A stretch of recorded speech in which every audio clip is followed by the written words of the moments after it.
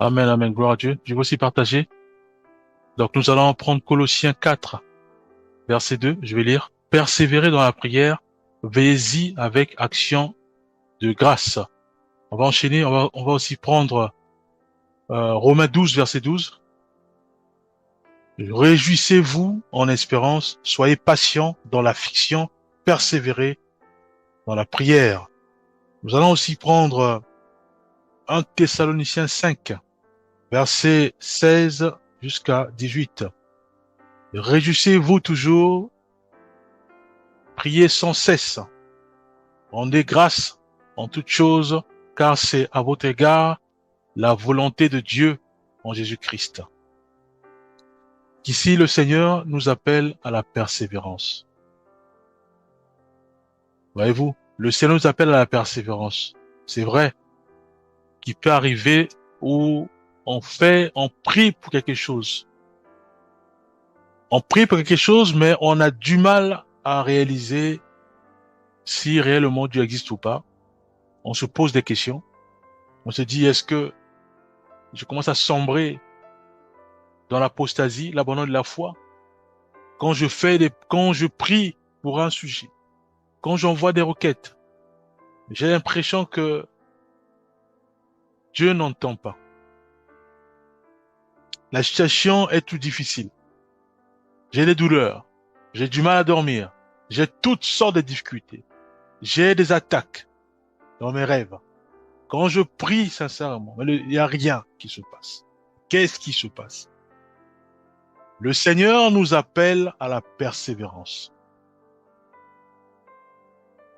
Voyez-vous? Dans Luc 11, verset 9 à 10, il est dit, et moi, je vous dis, demandez et l'on vous donnera. Cherchez et vous trouverez. Frappez et l'on vous ouvrira. Car quiconque demande, reçoit. Reçu. Celui qui cherche, trouve. Voyez-vous? Donc le Seigneur ici nous donne une vérité en disant que demandez et l'on vous donnera. C'est une vérité. Dieu ne ment point, car la parole de Dieu dit qu'il est 3 fois saint. Voyez-vous? Il ne ment point. Donc maintenant, il nous appelle à la persévérance. Voyez-vous? Il nous appelle à la persévérance. Je prie pour avoir un enfant. Je prie pour avoir un travail. Je prie pour avoir un logement. Je prie pour marcher dans la pureté, mais j'ai l'impression que je tombe toujours. Je prie pour mieux dormir, mais j'ai l'impression que j'ai toujours des cauchemars. Qu'est-ce qui se passe? Voyez-vous? Mais le Seigneur nous fait comprendre que nous devons persévérer dans la prière. Nous devons avoir la foi, la certitude que Dieu est avec nous, marche avec nous, et de foi il permet ou il tolère des choses pour notre édification, pour notre formation, pour que soit nous puissions être par exemple des frères de prière ou des sœurs de prière, où nous prions sans cesse de façon naturelle. Voyez-vous? Il nous appelle à la persévérance. Marc 11, verset 24, réitère ce que j'ai dit. C'est pourquoi je vous dis, tout ce que vous demanderez en priant, croyez que vous l'avez reçu. Et vous le verrez s'accomplir. C'est encore une parole puissante. Et c'est une vérité. Voyez-vous? Le Seigneur veut que quand nous prions, que nous puissions manifester une foi ferme. Seigneur, je prie pour la conversion de mon mari. Je prie pour la conversion de mon père ou de ma mère. Je prie pour la conversion de mon quartier. Je prie pour la conversion de mon voisin. Je dois croire que Dieu entend ma prière et je dois croire que mon voisin est converti à Christ. C'est ça la foi. C'est ça qu'il est dit. C'est pourquoi je vous dis, tout ce que vous demanderez en priant, croyez que vous l'avez reçu et vous le verrez s'accomplir. Donc il y a le et qui vient par la suite. Et vous le verrez s'accomplir. Donc il y a d'abord croyez que vous l'avez reçu. Je dois changer ma façon de parler, changer ma façon de marcher, changer ma façon de penser en disant que j'ai reçu ce que je demandais. Dieu m'a de la donné. Dieu m'a de l'accordé. Et à ce moment-là, Dieu dit, vous le verrez s'accomplir. Voyez-vous? Donc, si nous connaissons cette parole, la puissance émane de cette parole, on ne peut plus douter. On ne peut plus murmurer quand nous prions que rien ne se passe. On ne peut plus murmurer. Pourquoi? Parce que la parole est claire et la parole déclare ceci. C'est pourquoi je vous dis, c'est le maître qui parle. Tout ce que vous demanderez en priant, croyez que vous l'avez reçu et vous le verrez s'accomplir. Voyez-vous? Dieu nous appelle à la persévérance, bien-aimés. Nous devons réaliser que si, dans le cas d'évangélisation, par exemple, si on a du mal à évangéliser tout un quartier, on heurte à toutes sortes d'oppositions. Le Seigneur nous appelle à la prière. Nous devons prier pour ce quartier. Nous devons remettre ce quartier entre les mains du Seigneur. Faire en sorte que seul Dieu puisse gérer ce quartier, transformer les cœurs, transformer les vies, afin que nous puissions simplement être comme les instruments quand il va nous dire « Go, vas-y maintenant ». Parce que je crois fermement que mon quartier, je l'ai remis entre les mains du Seigneur. Voyez-vous? C'est l'affaire du Seigneur. C'est lui qui touche les cœurs. C'est lui qui prépare les cœurs des habitants de mon quartier. Je crois fermement qu'il y a la conversion en masse au sein de mon quartier. Le mal a disparu. La vie des drogues ont disparu. Je crois fermement. C'est ça ce qui explique Marc 11, verset 24. C'est pourquoi je vous dis, tout ce que vous demanderez en priant, croyez que vous l'avez reçu. Il n'y a plus de doute. Cette parole bannit le doute. Cette parole bannit tout ce qui est inquiétude. Et la parole continue en disant, et vous le verrez s'accomplir. Voyez-vous?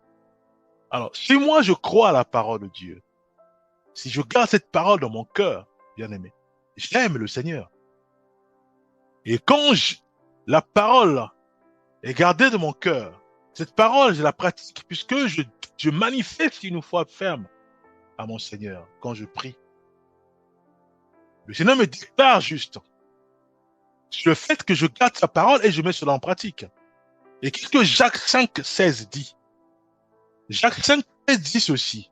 La prière fervente du juste a une grande efficacité. Voyez-vous? Bien aimé. À quel moment je suis déclaré juste? C'est quand je bannis en moi l'inquiétude, quand je bannis en moi les doutes, malgré que je trimballe avec un problème des années et des années. Mais si j'applique la parole de Dieu qui me demande à moi de prier et de croire déjà que j'ai reçu cela, je suis déclaré juste, bien aimé. Et quand je continue dans ma prière, Jacques 5, 16 déclare en disant la prière fervente du juste a une grande efficacité, bien aimé. Donc nous devons réaliser ceci, que Dieu est en nous. Je n'ai pas au ciel. Je n'ai pas ailleurs. Dieu est en nous. Quand nous déclarons que nous appartenons à Jésus-Christ, quand nous déclarons que nous faisons partie de la famille chrétienne, Dieu habite en nous. La parole de Dieu déclare que si vous m'aimez, vous garderez mes paroles, mes commandements. Mon Père et moi, nous viendrons à vous. Dieu habite en nous. Nous marchons avec Christ. Voyez-vous? Et quand nous prions, il entend. Tout ce que nous voyons, il voit. Tout ce que nous entendons, il entend. Tout ce qui sort à travers notre bouche, il entend, bien aimé. Il est en nous. Comme il est en nous, nous devons donc croire que ce que nous avons libéré comme parole, nous verrons cela s'accomplir. Nous verrons notre quartier être façonné, transformé par le bien. Nous verrons notre maison être totalement transformée par Christ. Nous verrons, je verrai par exemple que mon époux ou mon épouse être façonné par le Saint-Esprit, bien aimé. Être embrasé par la puissance du Saint-Esprit. Mes enfants être transformés. Pourquoi? Parce que je prie pour mes enfants. Je prie pour mon époux ou mon épouse, si c'est une sœur ou c'est un frère. Je prie pour mes enfants. J'ai la foi ferme que ce que je viens de déclarer, ça s'accomplit puissamment dans leur vie. Et que j'attends les témoignages. La parole de Dieu me déclare que, dans Marc 11, 24, il dit, et vous le verrez s'accomplir. Mais qu'est-ce que je veux voir? Mais je veux voir la conversion totale de mon quartier à Christ. Je veux voir la conversion totale de mon épouse, de mon époux, si c'est une sœur. Je veux voir la conversion de mes enfants, la conversion, la guérison de mon corps, la guérison de mon quartier, la guérison de mes voisins. Pourquoi? Parce que j'ai manifesté une foi ferme à mon Seigneur. J'ai persévéré dans la prière et j'ai cru au Seigneur. Voyez-vous, le Seigneur nous appelle à la persévérance. Il n'y a pas de temps à baisser les bras. On n'a pas le temps pour dormir ou pleurer, non.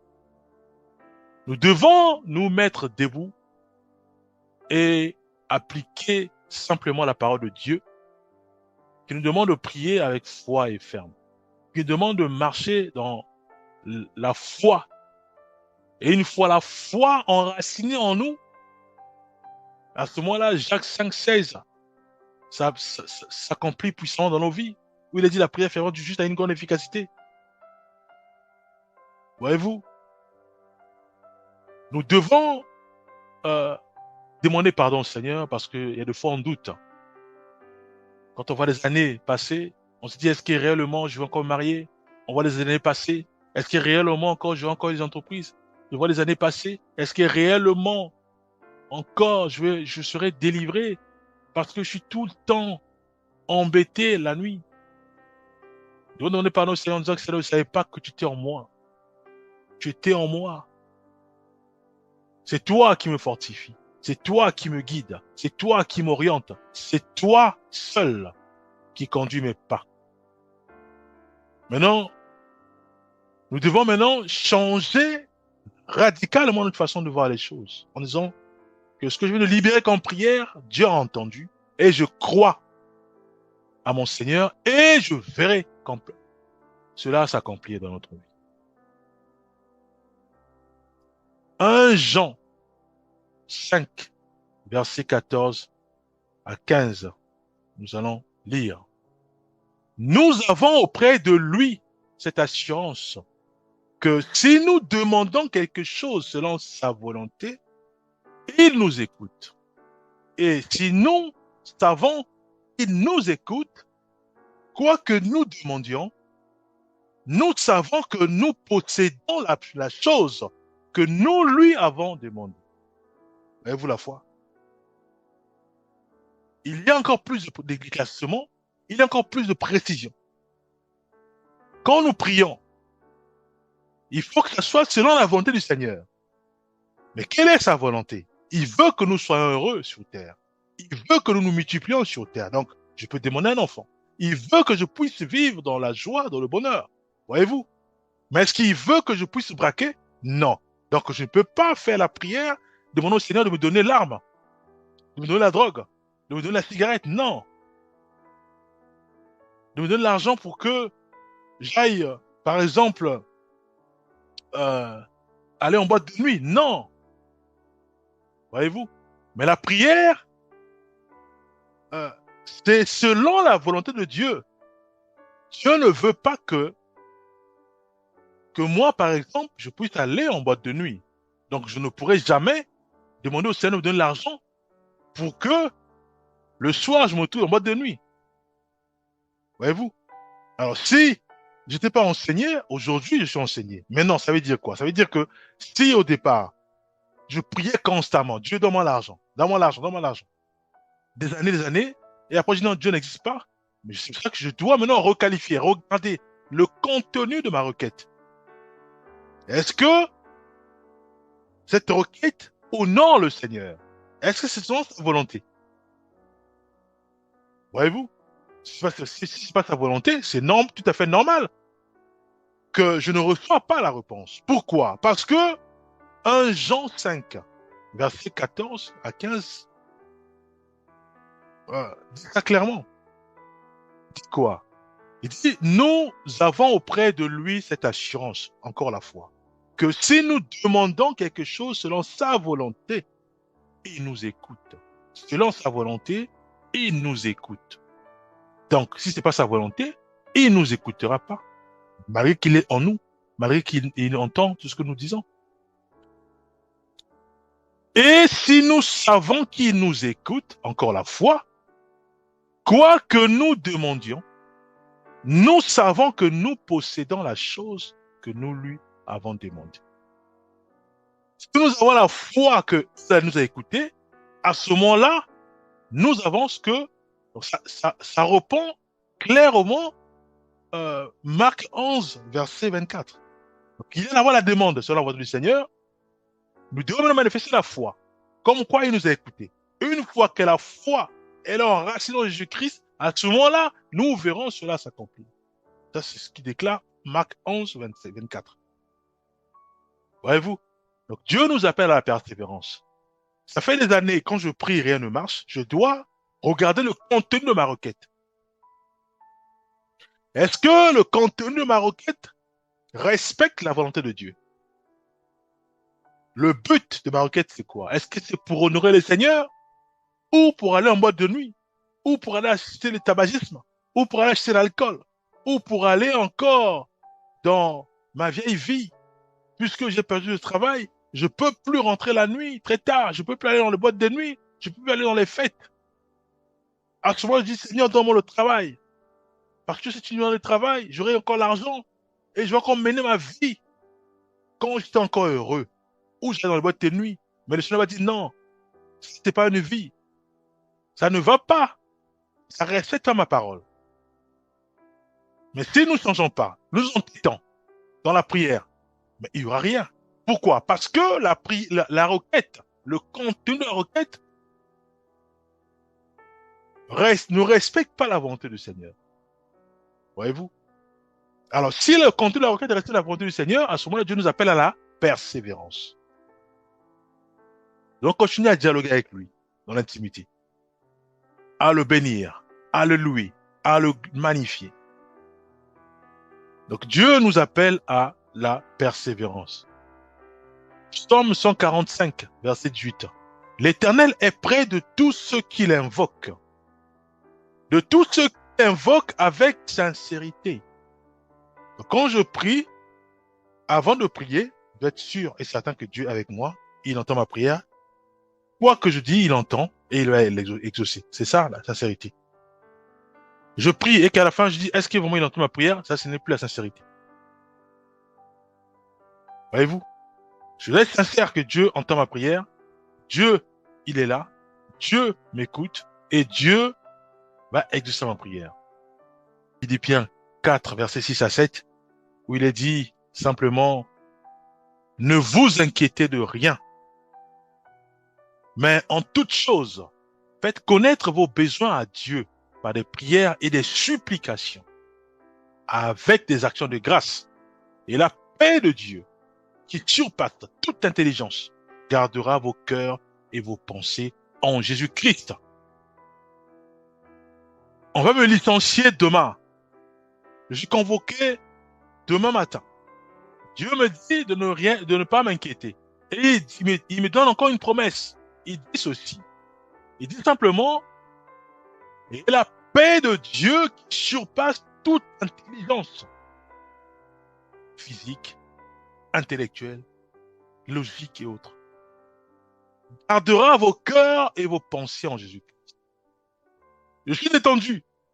Je suis convoqué, détendu. Parce que la paix de Dieu m'inculque. La paix de Dieu s'enracine en moi. La paix de Dieu qui dépasse toute intelligence humaine comme scientifique et autres. Cette paix inonde mes pensées, remplit ma vie et conditionne mes pensées à s'enraciner en Jésus-Christ, la foi en Jésus-Christ. Eh bien, mais je dors comme un bébé. Je dors comme un bébé, puisque je sais simplement que cette affaire est entre les mains du Seigneur. Voyez-vous, la persévérance, bien-aimé. Nous allons prier. Béni sois-tu, le Dieu d'Abraham, d'Isaac et de Jacob. C'est toi, Père, qui nous fortifie. C'est toi, Père, qui nous guide, qui nous oriente, Père. Nous te rendons grâce. Parce que ta main se pose puissamment sur nos vies et tu nous fais grâce d'avoir nos regards fixés vers toi. Tu veux que nos cœurs soient totalement à toi et nos pensées, Père, soient remplies de ta parole. Fais-nous grâce. Nous te bénissons au nom puissant de Jésus-Christ. Nous avons ainsi prié. Amen.